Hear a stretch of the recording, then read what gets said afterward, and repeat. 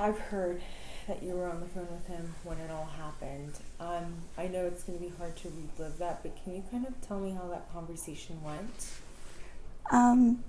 So I have to tell you context, right? Yeah, go ahead. So I'm working at my new, doing tests for my new job, like exams, safety, all that, right? And I tell him that I'm going to be busy on my phone, right? So call my sister, if anything, right? Later, like at 5:22, she gets a call and Victor says, put Jackie on the phone, put Jackie on the phone. He's panicking. He put Jackie on the phone, right? Sorry. So I'm talking with him. I'm like, what's going on? What happened? He goes, I'm in the water. My car's taking in water. Like I'm stuck, right? I'm not on the road. I'm stuck. I'm in a ditch or something. And I tell him, well, what can you do? Can you get out? Can you call 911? You know? And he goes, no, I don't know if I'm gonna make it. I'm gonna try to get back to you. It's just, I don't know. My car won't work. My windows won't go down. I'm gonna try to make it to the back so I can break the window. And I'm like, okay. And he goes, I love you, Jackie. I love you. And I hear him pounding on the window, and it's not. I don't hear it break. And he says, I love you. I love you. And then he says, pardon, cussing, but he goes, oh fuck. And then the call cuts. I hear a crash, impact, and then the call cuts like that. And so I call the police. I tell them what happened. They said that they'll call me or send officers down there and get back to me. 2 hours later, nothing, and I'm pacing everywhere. I'm worried, but I have his last location because we, shared locations. And I call his mom and I tell her the situation, and she goes looking, and then I get a call back saying that they found a body, and they pulled it out of his car. I go down there, and the detective explains to me that they don't want to, confirm everything, all that, and but I already know, yeah, that's where it. I mean, I could go on, but. How long have you guys been dating? For like full 4 years, and we were supposed to. Let's see. Sorry, I'm using like a bookmark. Our lease ends in like September, so sometime like it would have been 5 years. We were supposed to go for 5 years, but. Okay, so I'll just say more than 4. More than 4. How hard has this been on you? Very, I see him everywhere I go. I'm in, he left for work and he didn't come back. So everything is still there, all his things, all his everything. The food he was supposed to eat, the blankets that I told him to pick up and he never did. I just can't touch them, He's been all over our apartment, and I keep turning corners, or I'll turn my head and I expect him to be there, and he's not. And I have his daughter at home with me, and she looks like him. And anytime I glance at her, anytime she turns her head, she looks like him. And I have trouble. I love her, but I have trouble looking at her. And I feel so bad. I really do,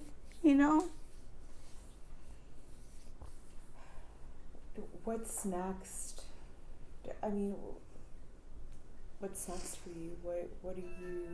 I guess what's going through your mind on the things you need to do next? Well, I need to, go to the office, explain what happened and how I'm going to have to break the lease early. And I have to call work and tell them, because I was training, what's the situation, and have to reschedule a bunch of things, and all the plans that me and Victor made are now gone.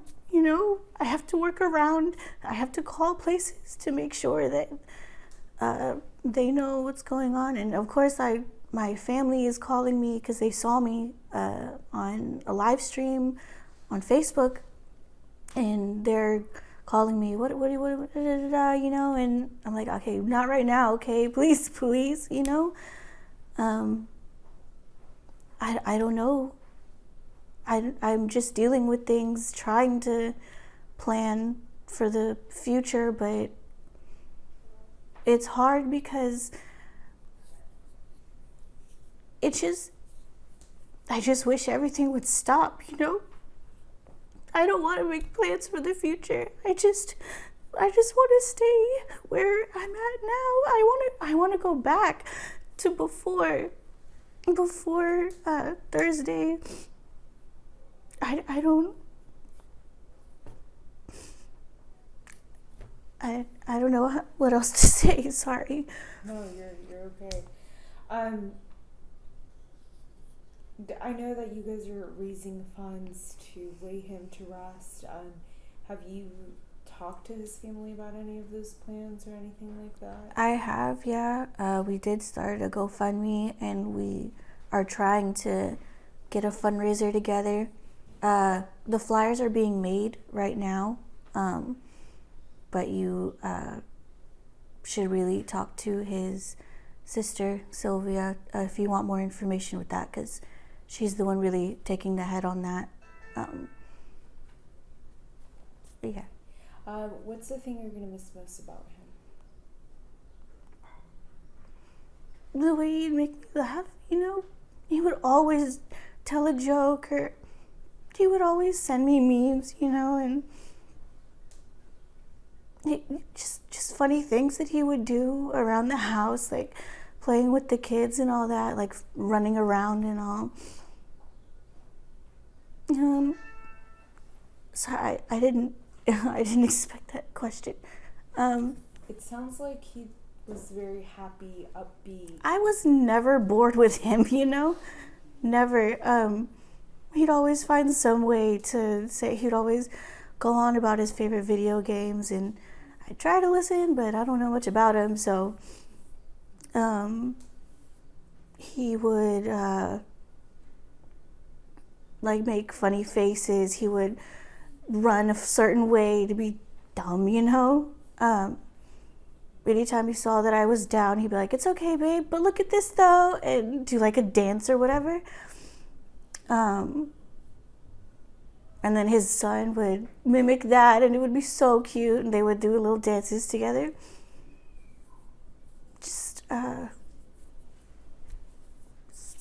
Sorry, I'm nervous. I don't know what else to say. No, it's okay.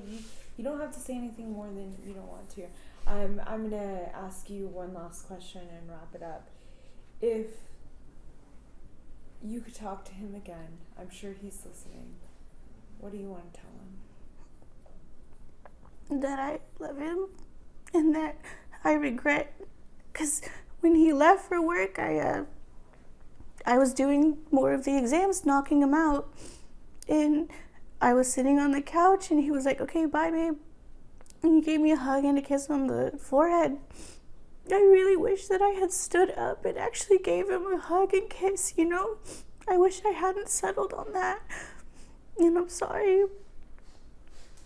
And that I miss him, and that I wish he was here, and I just don't know what to do without him. I have to plan all this. I have to, I have to get the details down, helping with his funeral, and I just wish that he was there I wish he was here to just so I can ask him, you know, that I love him, and I'll never get over him, you know.